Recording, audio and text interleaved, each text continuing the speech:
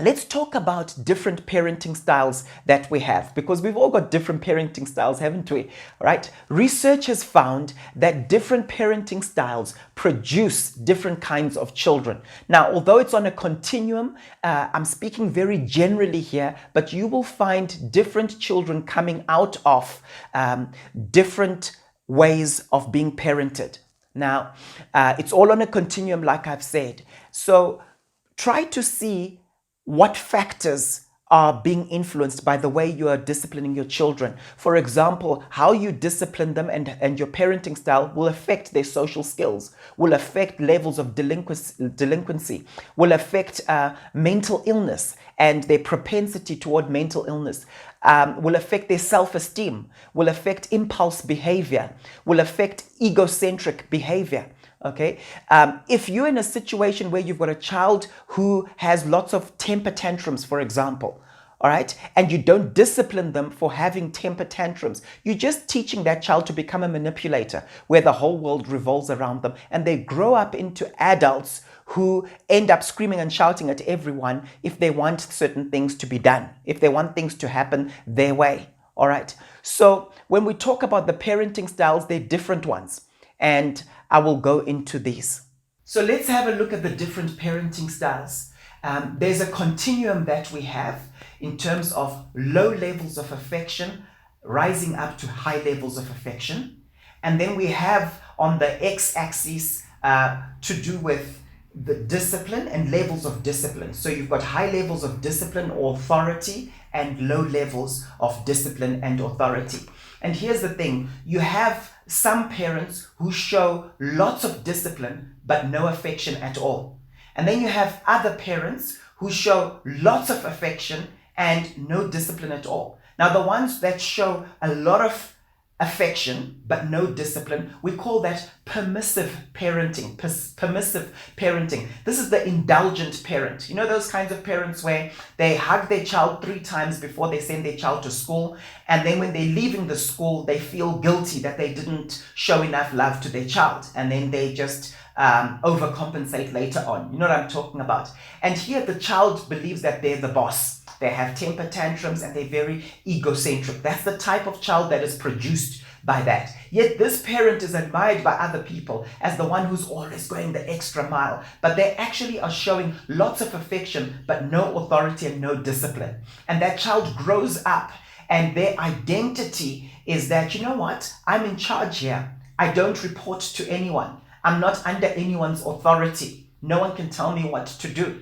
I'll just manipulate you if I want you to do something for me. My needs are more important than your needs. Now, the parent that shows a lot of discipline, a lot of authority, but no affection is known as the authoritarian parent, the authoritarian parent. And sometimes we look at these parents and we think, yeah, he was strict, he was very strict. Did he love you? Yes, he loved me. Did you feel loved? No, I didn't feel loved. But I know he loved me, Paul. Can you see what's going on there? And that ends up impacting you. And I see a lot of people who grew up in these types of environments doing exactly the same thing to their kids. They're wondering, why are these kids today so spoiled?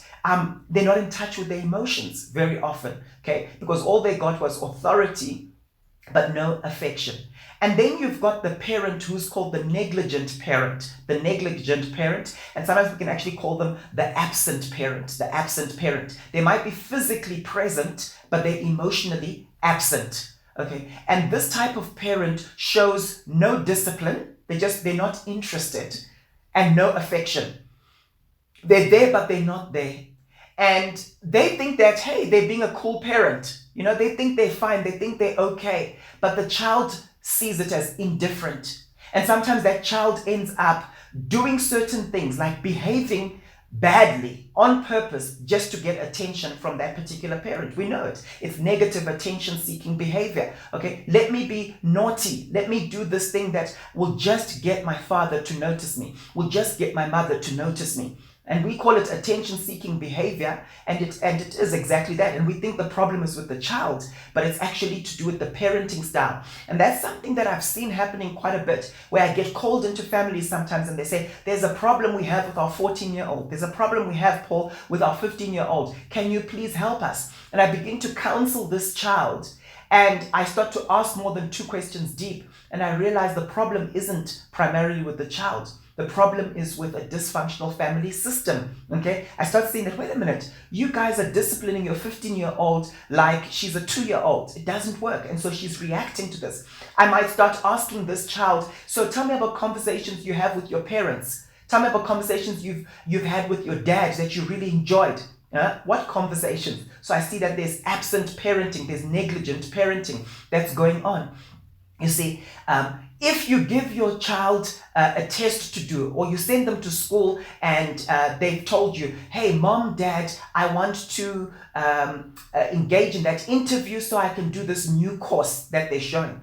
And then at the end of the day, they're waiting there wondering, are you going to ask a follow-through question? How was the interview? Did you get onto that program or not? If you don't ask them, they see that as indifference. You might say, but I'm not a bad parent. I didn't shout and scream at them like I see some parents doing. Yes, but what you're doing might be more harmful to them. Remember, we have sins of commission and sins of omission. And sins of omission are those things that we ought to do, but we aren't doing. I remember someone sharing with me quite recently, I was coaching them, and they said, my mom was quite dominant, but she was really an amazing mom. She took charge. She was very proactive. But I'm sort of wondering, Paul, about my dad. Because my mom was so dominant, when we grew up, we didn't quite know, what is my dad thinking? What's his viewpoint? What's his perspective on certain things? And that could have impacted that particular family. So being an absent parent isn't necessarily a good thing. Don't measure yourself by what you don't do. You know, a lot of people do that. They're so proud of what they don't do, but I don't shout, I don't scream, but ask yourself, what are you supposed to be doing? Are you as engaged as you're supposed to be engaged? So our goal is to be an authoritative parent, This is a parent who is strong when it comes to discipline, but also strong when it comes to affection. And those two things can work together at the same time. I remember speaking to someone who I was coaching recently, and I asked this individual, can you tell me something? What are you like in terms of your parenting style? And this person said to me, Paul, I have my days. Sometimes I'm very affectionate. On other days, I can be very strict and I lose it and I can scream at my kids. And I said, what about doing both at the same time? What about being firm with your children, not shouting and screaming at them, but disciplining them, but with affection? And this person asked me, is that possible, Paul? Is that possible? Yes, it's possible, because that's how God is with us. You see, many parents make the mistake of punishing their kids through emotional withdrawal, right? It's important that we actually are firm with our children, but we are doing it with love and affection at the same time. That's why the best type of discipline is where you discipline your children and straight afterwards you can give them a hug. A lot of the times when I've disciplined my children, and I won't go into the details in terms of methods, but a lot of times when I've disciplined my children, afterwards they're the sweetest of kids, and there's that warmth and they're wanting to connect with me. Now, the mistake a lot of parents make at that point is, let me ignore my child and do my own thing because they misbehaved. So I'm going to show them that dad is angry. No, don't do that. You exercise the correct form of discipline, but you still show them affection. That's exactly how God is with us. And when we're parenting our children, we ought to parent them as God is a father to us.